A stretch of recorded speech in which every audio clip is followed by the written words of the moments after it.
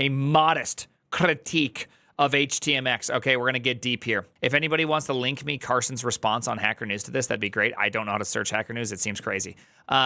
At work, we really like the basic, simple idea of HTMX. Based on using HTMX for a non-trivial user interface across a team, we found that the following cases are really not simple and are quite complicated. All right, inheritance of HTMX properties is a definite mistake.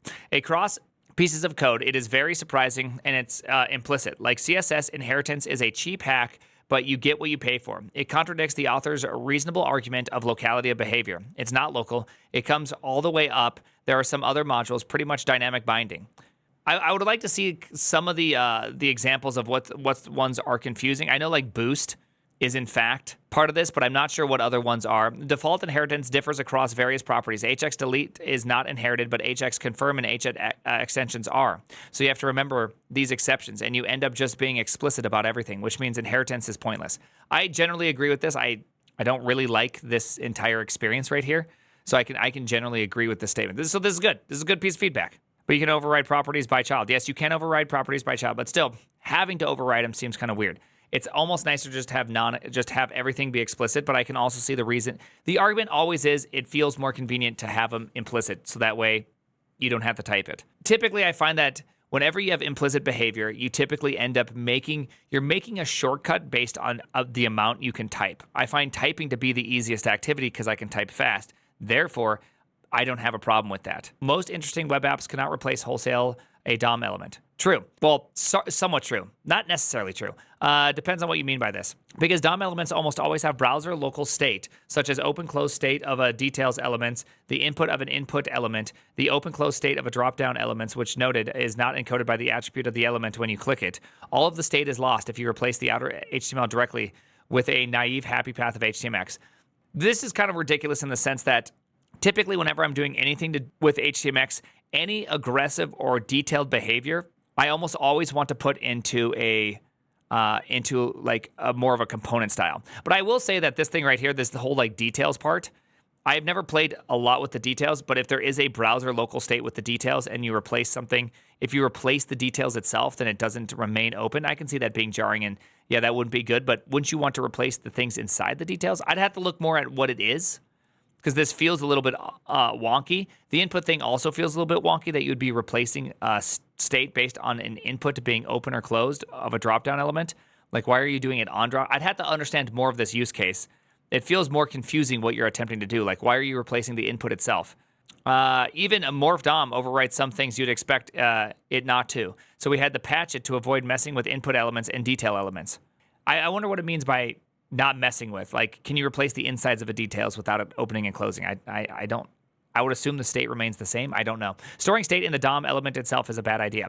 Morph DOM intended to correct the pains of previous heading, but we discovered that, that the way HTMX works assumes it's based on replacing elements wholesale.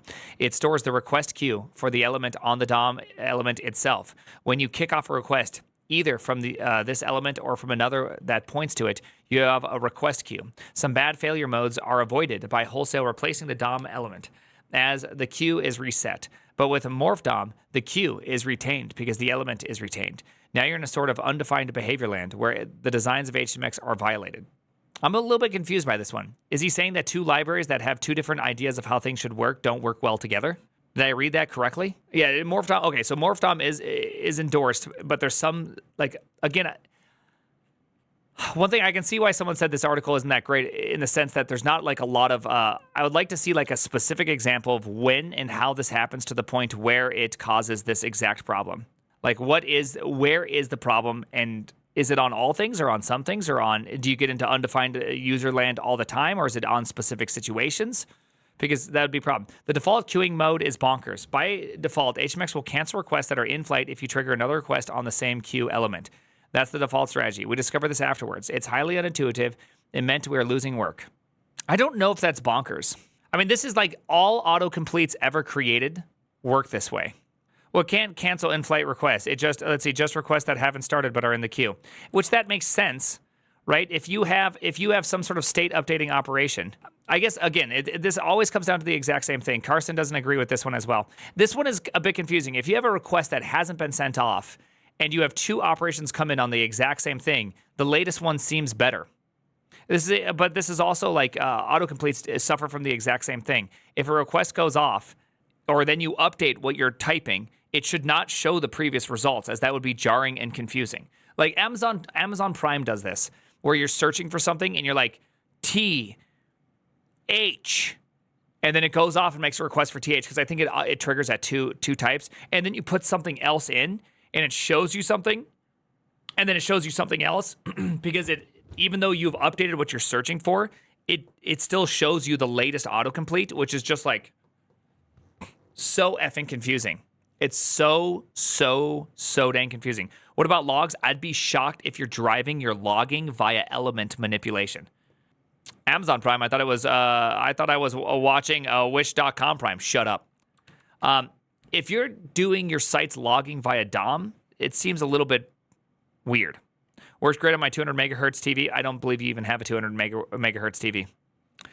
It's actually pretty hard to buy a TV in the last 5 years that are below, like a lot of the TVs are like 1800 megahertz. They're actually shockingly fast, and yet software is so bad. It's crazy. Event triggers are non-local. Event triggers often help make things happen, but they are a non-local effect and suffer from similar issues as property inheritance. A bit of DSL work on the server-side languages can help with this, but it feels like old-school JavaScript callback-based programming to some extent, where you subscribe to an event happening and to do something. This sounds like this is a very explicit decision by HTMX. I think that HTMX is trying to, in fact, be an old-school JavaScript callback-based programming to some extent. Like, I think that's what they're actually trying to do. So this is kind of just like not liking what it is, which is fair, right? It's just like, you don't like what it is, okay, but this is also what it's trying to be. Component state cannot be maintained very well. A broader problem, similar to the DOM element state issue, is that your own components have their own state. E.g., if you want a page that consists of 3 sections that have their own state that the server needs, which page of a set of results and a state that some, e.g., React or web components need, then you have a problem synchronizing state between parent component and the child component. Again, an example would be really great right now. State management is exceptionally hard.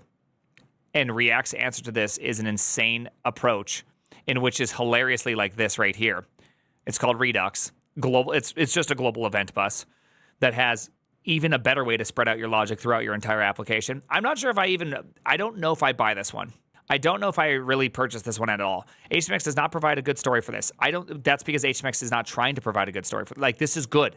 HTMX has no say into how state should be injected into, or why/where it should be handled, which is very, very good. A UI library that doesn't tell you anything about state is actually a UI library that does UI things. Like, that's a very big positive. At least in my opinion, that's a big positive, which means that you can choose how you wish to update your state. This is how you invent Redux.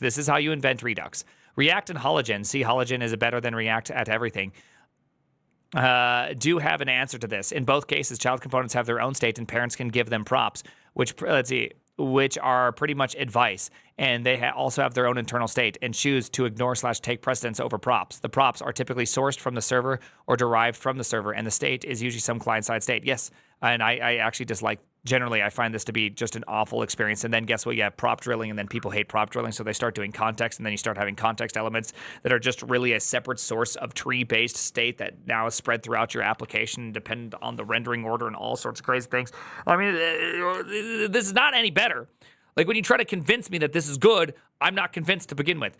We often do need to use React for off-the-shelf components. You know, I think what the thing is what I'm hearing here is that you're using React and you're using HTMX, and those are kind of difficult. They're probably not like the greatest two things to put together, because one has React, no matter how much people say it's a library, is really a framework that dictates how you should not only write your front end, but how you should write your back end as well, and then bleeds over into every single piece of state that's possibly known to man. It is effectively it's effectively a virus that spreads through your entire web app. And so, yeah, I can see this being difficult. So I agree. If you're using React, that's difficult. HTMX also dictates how you write your backend. A little bit. True. It does dictate that, but it only dictates it saying, hey, just provide, like, you can choose any language in any way to do stuff, whereas React really just drives everything towards JavaScript. Like you can only really write in one certain way. So for me, that I find that to be much more restrictive. Much more restrictive. I am not sure I agree that HTMX is agnostic what you're saying. It's agnostic in the sense that the only requirement is that you produce HTML, which is not much of any sort of difference, right? You need some way in which you have to encode what your backend says for your front end. Like you have to. There's some way in which you have to say this. So right now, the default choice generally is JSON. JSON has its own problems. HTML has its own problems. They're used for two different things. HTMX dictates the backend. Yeah, that's the point. You do the work on the backend, and now the state is never out of sync. Yes, this is one of the nice parts about it, is that the state is always the last version of what it is. To be fair, but it seems a bit of simplification if it bars you from using certain things easily on the front end. I dislike React heavily, but clearly HTMX plus React seems to be challenging. This is less of a HTMX is challenging as much as React doesn't. React wants a very specific way everything is done. And so forcing HTMX to behave like React is out of its scope. And so since HTMX just assumes you're building a hypermedia application, React assumes you're building a JSON and you have all your state on the client, not on the server. The server is actually stupid and the client has a lot of the smarts, right? Which actually causes, it's kind of like, you're fighting with each other. And also React changes every major version, and major versions constantly come out, and now server components are going to be your future, just so you know. Right? They're just going to be your server. We often do need to use React for off-the-shelf components, and components that have to use that are just provided as React. React and HTMX do not interact nicely. We've done some unsatisfying work with web components, but those things have bizarre limitations that are surprising. Yeah, web components are really the greatest idea that never quite took off. And I think it's just the design of web components, unfortunately, were designed by people who don't write a lot. Like, I love the idea of web components. I love how good, I love what they represent and what you can do with them, but they're also they're just annoying. Also, we've made a bridge directly to React components that we use from our server-side language, but in general, HTMX and React fight for control over the flow of state and management of DOM elements. Yeah, we've played with Alpine, which is nice, but it represents yet another client-side programming library and therefore redundant if React is already in your code base. That's fair. Yeah, I think this is a really great reason why React and HTMX suck to play together. Is because they're both attempting to manage the state of the DOM. So if your state of the DOM isn't representative of the virtual DOM, then you're going to have a whole problem, right? You're going to have a whole problem because now you have a client cache, which is the virtual DOM. You have another client cache, which is the DOM, and then you have this weird fighting between the two of one making changes that the other one can't understand. Yeah, which wins? I have no idea, right? Like if you change the DOM out of underneath React, I assume React then clobbers everything via virtual DOM. Bizarre limitations is weird. By the way, web components let you isolate the component DOM from the HTMX DOM. This is true. I've used web components to build out something for HTMX, and it was a lot of fun. Our current thinking is that being able to use your server-side language is a huge and obvious uncontroversial win. Agreed. No one on the team would want to go back to writing all the business logic in TypeScript. Me and the author completely agree. The music is bumming you out. How? It's Halo. No serialization from our DB types to front-end types is needed. No data leaks. No GraphQL needed. Dude, GraphQL is one of the most dangerous libraries out there. We can use in our opinion, more powerful abstractions to facilitate server-side languages. Yes, we can use the form builder on our server-side language instead of doing one front-end and also one back-end implementation of the same validations, which is fantastic, by the way. Back-end validations, no matter how much people want to say, there's just, it never is quite right, but people always do this thing, well, if you use JavaScript, you're going to have the front-end validations and the back-end validations, and they're the same. And you're like, well, I mean, there's always more server-side validations than you can do on the front end. It's always not quite exactly what you're saying. Wait, why is GraphQL dangerous? There's a whole bunch of authentication issues. You need to authenticate every single prop. There's also just a giant, you can get DOSed. You got a repulsive grizzly attack vector. Let me put it this way. Anytime that you give the client the ability to effectively execute SQL-like operations for your server, you are opening yourself up to repulsive grizzly, and not only repulsive grizzly, you're also opening yourself up to data leaks really easily. A repulsive grizzly attack vector? Yeah. Did you call me a repulsive grizzly? I did. It's a huge attack vector, and it's really sneaky. It's exceptionally sneaky, and it's very, very easy to just destroy yourself by accident, right? but the above downsides are real. HTMX in React. An attractive future direction might be to re-implement HTMX in React.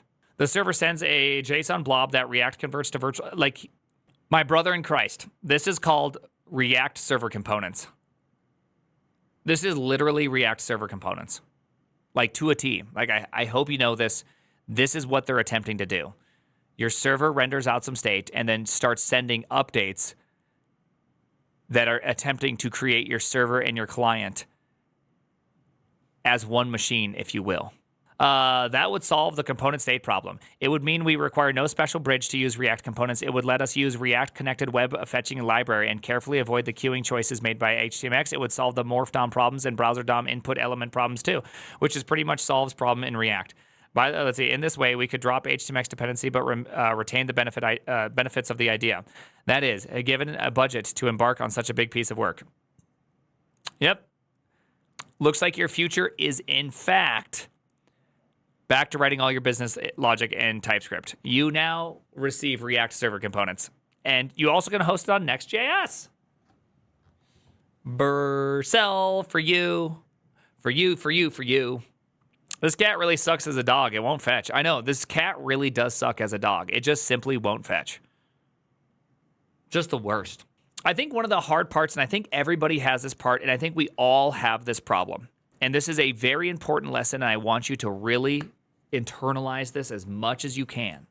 When you use something, you need to figure out what is the colloquial behavior of this item, and then adopt it and live it and try to build in its perspective. If you use Golang like it should be TypeScript, within 2 days you will quit using Golang because it is in fact not TypeScript. You will become frustrated. You will think it is stupid. And then guess what? It is stupid if you use it that way. It's hands down really dumb. The hard part about that is it takes a long time for you to be able to understand why something is built the way it is and to use it that way. What is colloquial? Colloquial means like, colloquial is kind of a, I didn't want to use the term idiomatic or canonical. The reason being is that it doesn't feel quite right. It's more like colloquial is kind of like this specific vernacular of a region. And you can solve things in a way, and it can even look look idiomatic, but how you're using it can become really annoying. Colloquial is I feel like a really great way to describe it, because I want you not only to adopt and write something that looks like how you should write it, but also understand its specific regional flavor. Thank you. Exactly. Like, I want you to, why is Go the way it is? Not here's how Go would write it, but why would I write it like Go? And to adopt that mentality in all things you do. Like, if you're doing React, then you need to understand why React does things. Don't just make it look like idiomatic React. Understand why React wants it this way. What makes it idiomatic to begin with? And so this is one of those things that people have a really hard time with, which is like one of my degrees of understanding, which is when you are adopting new technology, the levels of understanding is based on why or how much you understand of why idiomatic exists. And that's honestly, that's one of the reasons why I always dog on JavaScript, is because if you, every single year when you look at JavaScript code, the idiomatic nature of it changes. And so when you look at it, you go, what is the best way to understand JavaScript? Why are we here when we are just here, when we are just here? Like, it becomes really hard to kind of go through it. And so it becomes really difficult. Whereas Go, it's going to be the same. You look at Go from like 3 years ago to today, you're pretty much like looking at the exact same thing, right? Just boot.dev/prime, by the way. What's your promo code for boot.dev? Boot.dev/prime. JS is like 5 different beasts, exactly. And so I feel like that's really hard. Yapping hard on this one? Oh, I am yapping hard on this one. I'm trying really hard to yap on this one. Yes, exactly. There you go. This same here. So this is why I don't want to use the term idiomatic or canonical. Because when people like, just write canonical JavaScript, I'm like, what does that mean? What are you saying? Why does Go do the way it does? Like, how do you design an interface / implementations in Go such that it makes sense? And then all of a sudden you see this speed up. That's really amazing. And when you do, all of a sudden you will find that you actually understand it at a different level and you can actually write it much, much faster. It's not just understanding the shape of what makes something canonical, but why people say it, the colloquial nature of it. That's why I use that term intentionally. 100 mistakes in Go use idiomatic, yes. But 100 mistakes in Go make you understand the why of idiomatic. That's the good part about 100 mistakes in Go, which is it's telling you why. That's actually one of the most amazing parts. I actually did like this article. At least we had a lot to kind of think about and argue about. I think this is good. I think this is really, really good. But at the end of the day, maybe this specific, maybe this critique of HTMX is better formulated as a critique against HTMX plus React. Because if you're trying to manage state in React and HTMX, I probably agree that would be really, really difficult. I don't think anyone would be happy with that. And so I'm on that team. The name, you know the name. You know it. Jen.